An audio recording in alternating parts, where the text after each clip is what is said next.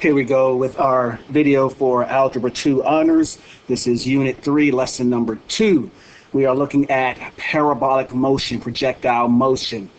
So let's go ahead and get into this one right here. So we have a kicked soccer ball. Take note of our units. Our units are in meters, and we have our equation that models it, and we want to know how high does the soccer ball go. So let's get a quick sketch of what's going on here. Get a straighter line there.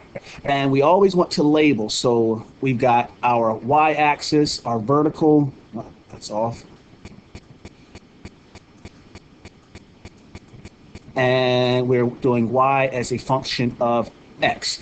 And it does not specify, but looking at what we got with our equation, the situation, since it's saying it's being kicked off the ground. So it's being kicked where y equals 0. So we put our origin where it is kicked, and it follows a parabolic path.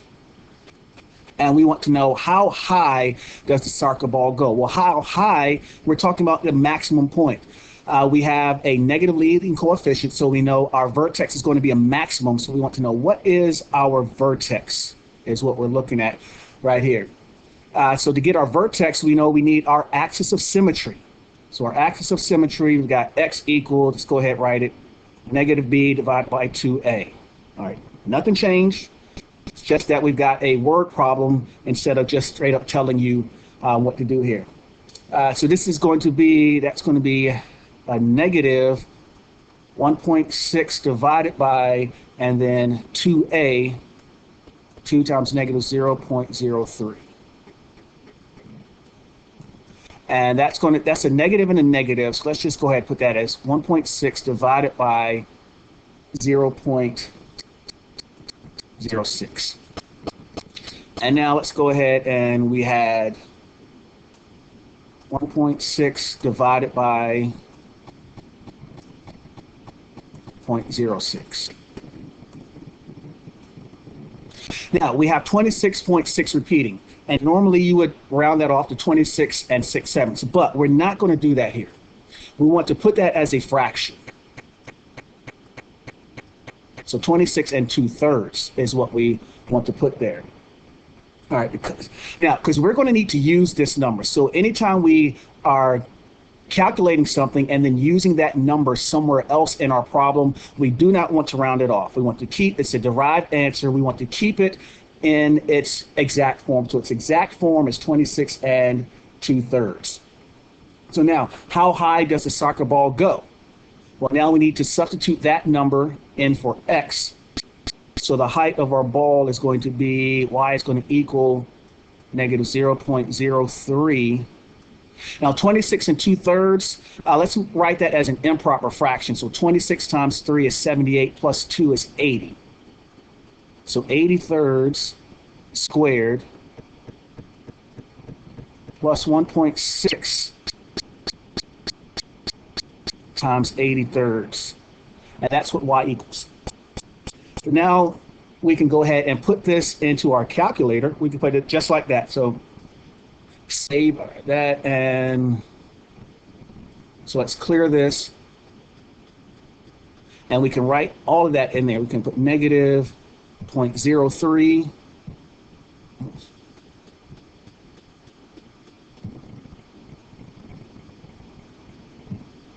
and multiply that by 80/3,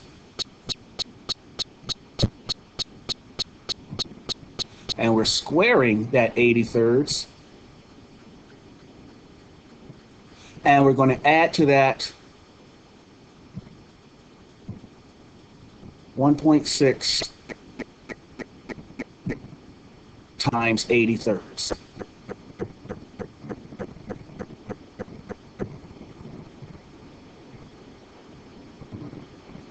And now we get 21.3 repeating. So now we can go ahead and use our rounded off decimal and say our maximum height.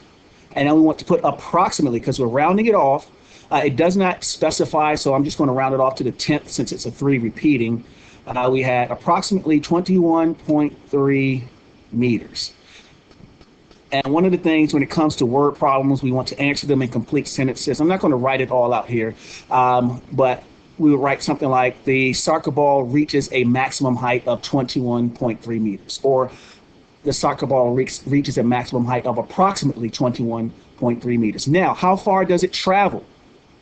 Now, technically, that's not exactly worded properly, because we know you kick a soccer ball, it's going to hit the ground, it's going to bounce and go further and keep bouncing and eventually come to a rest. And that would be how far the soccer ball travels. But that's not what this problem is talking about. It's talking about how far does it go before it first hits the ground. So we're looking at this x-intercept right here. So how far does the ball travel? Now we're looking at solving a quadratic equation. So looking at that x-coordinate, so we're looking at x equals negative b plus or minus the square root of b squared minus 4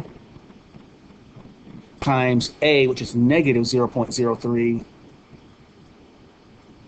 times c, which is, well, c is 0. And that's all divided by 2a.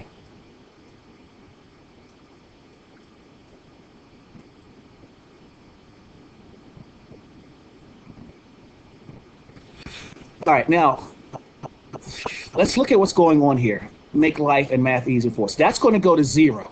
So now we're looking at the square root of 1.6 squared. We don't even have to square that, so that's going to be negative 1.6 plus or minus 1.6 divided by, and now 2 times negative 0.03 is negative 0.06. Now we know we're going to have two x-intercepts. The first one is 0. And when we do, well, I'll go ahead and show it, negative 1.6 plus 1.6 divided by negative 0.06, that's just 0. All right, so that's this, where we started, where we kicked it from. So our other one is negative 1.6 minus 1.6 divided by negative 0.06. And that gives us negative 3.2 divided by negative 0.06. And that's going to equal 160 thirds. Now let's look at our parabola. We know the vertex, there's our axis of symmetry. So let's see here. We know that our x-coordinate right here is 26 2/3 or 80 thirds. And because that's our axis of symmetry, it's going to be even on each side. So it's going to be another 80 thirds to our x-intercept. So 80 thirds plus 80 thirds is 160 thirds. So the ball, for part B, the ball travels approximately 53.3, and put our units meters.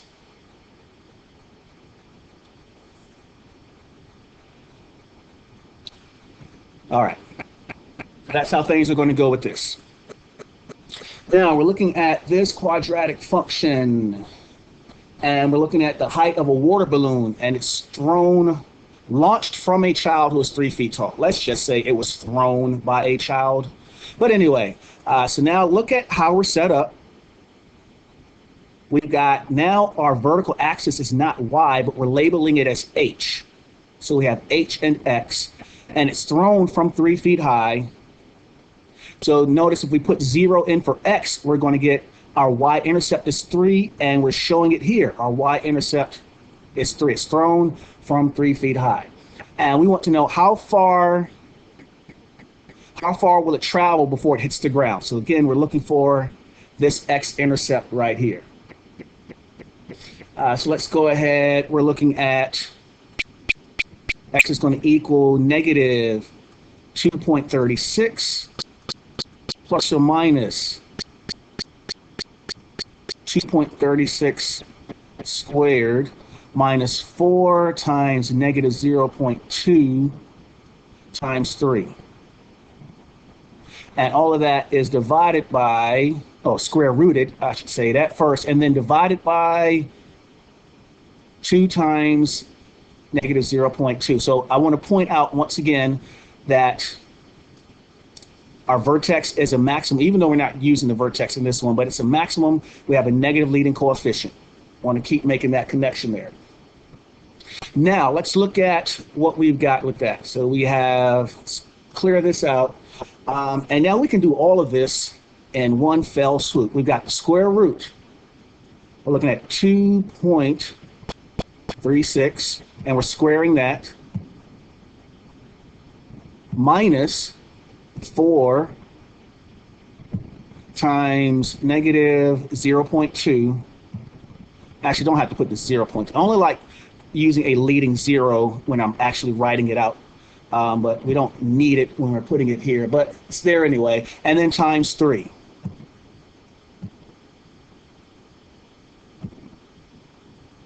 So we've got 2.823.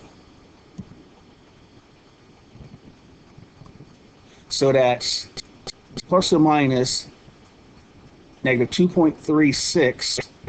No, did that wrong. Negative 2.36 plus or minus 2.823 divided by negative 0.4.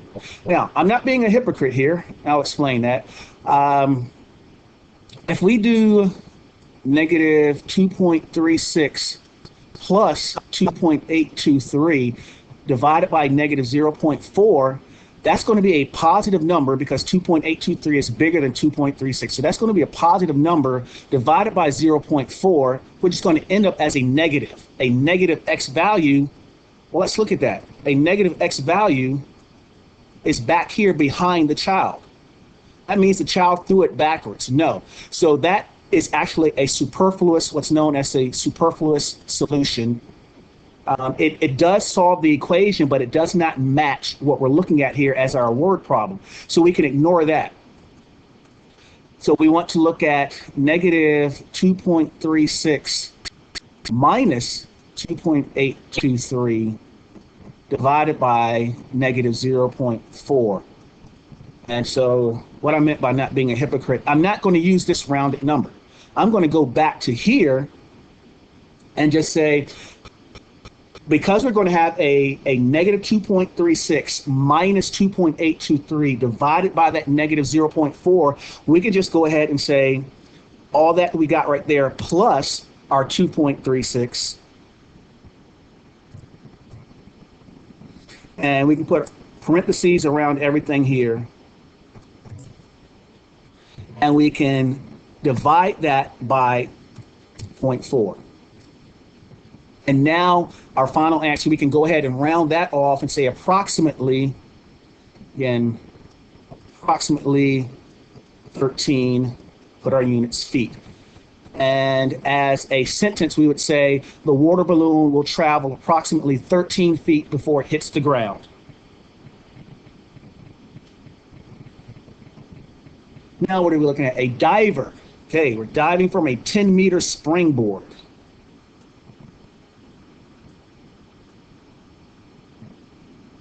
So now we've got our y as a function of t.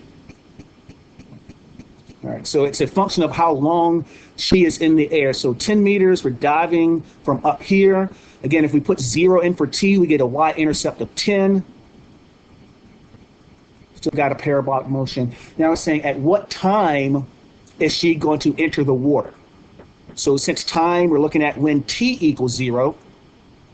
So our numbers are changing, our units are changing a little bit, but the math still stays the same. So we're looking at negative 4 plus or minus the square root of 4 squared minus 4 times negative 4.9 times 10. And that's divided by 2a. I'm just going to go ahead and say 2a is negative 9.8.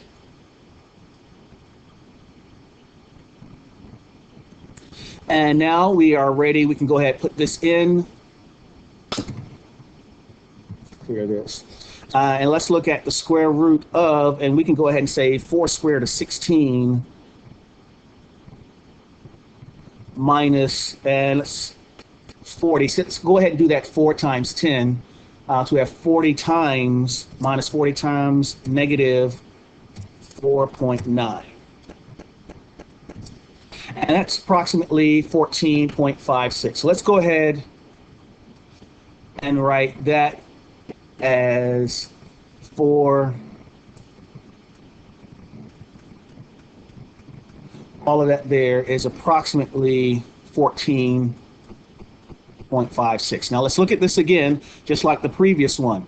If we do negative 4 plus 14.56 divided by negative 9.8, that's a negative, so that's going to become positive because 14.56 is much bigger than negative 4. That's going to be a positive divided by a negative, which is going to come out to be a negative, which again, mathematically, it's talking about this point, this other t-intercept, x-intercept, t-intercept back here, which doesn't make sense because that's a negative time. Again, our x-axis is talking about time. She can't hit the water at a negative time. So again, that's a superfluous solution. It solves the math problem, but does not match our situation here. So we're looking at negative 4 minus 14.56 divided by negative 9.8. So once again, we would end up with a negative divided by negative.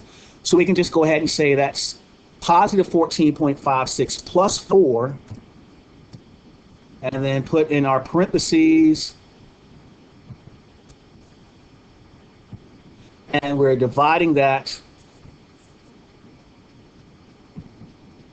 by 9.8, and we see approximately 1.9.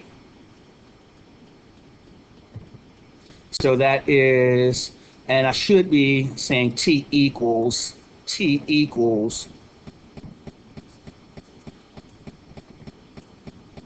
Now a little bit of understanding here. So t is going to equal, well, I guess at this point it should be, go ahead and put approximately, since we know this is a rounded off answer right there. So t up here we can still say t equals, but once we rounded that off, now we're saying t is approximately, and we're looking at 1.9 seconds. And all of these details are very important, especially if you're going to pursue math or science further beyond high school. So she enters the water at approximately 1.9 seconds, putting our answer as a complete sentence. All right, now let's look at what we've got with our next one. Now we're talking about revenue and unit price. So we can model distance from a launch. We can model time in the air. We can also model revenue in dollars. So it's our vertical axis is R as a function of P, which is our price. Looking at what we have here,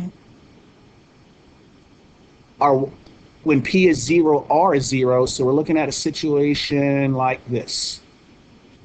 I'm going to try that one more time. Okay. What is the maximum revenue? Again, we have a negative. So, and we can see that our vertex is going to be a maximum. So what is the maximum revenue? We're looking for that vertex point. So P, instead of X at this time, P is going to equal negative B divided by 2A. So we're looking at negative, and B is 1560 divided by 2 times negative 5. So that gives us 1560 divided by 10, 156.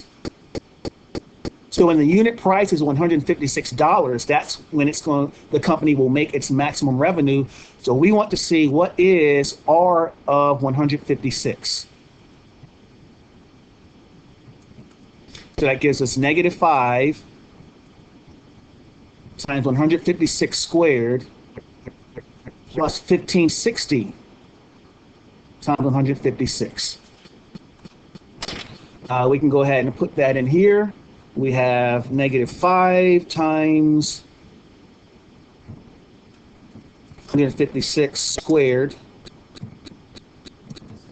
plus 1560 times 156. And 121,680. And remembering that our units are dollars, and now we can say R equals, because we have an exact number now, 121,680. So the maximum revenue, again, putting it as a complete sentence, the maximum revenue the company can make is $121,680. All right, now for our last one, at least the last one for this part in this video. You were hitting a golf ball from a height of 1 inch, and 85 feet per second. That really doesn't affect us here, but it's good to know. So now we're looking at height h as a function of time, and we're hit from 1 inch above the ground, and we're talking about height in feet, so that 1/12, 1 inch is 1/12 of a foot. So we're hitting it from here, and it's following that path. And will the ball reach a height of 115 feet?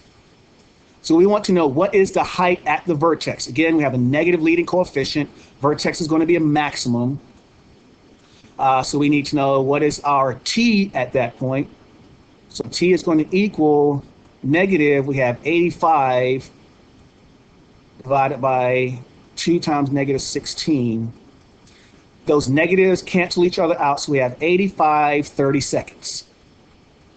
And we're going to leave that 85 30 seconds. We want to know, what is h, and we're looking at h of t, so h of 85 30 seconds is going to equal negative 16 85 30 seconds squared. See, we don't have to worry about putting that as a decimal. All right, leave it as it is. Plus 85 times 85 30 seconds plus 1/12. All right, so, and now once again we get our, what I like to call, magical math machine, and we can put all of that in at once. We have negative 16 times 85 30 seconds squared plus, let's get our parentheses, 85, I'll do it this way, times 85 30 seconds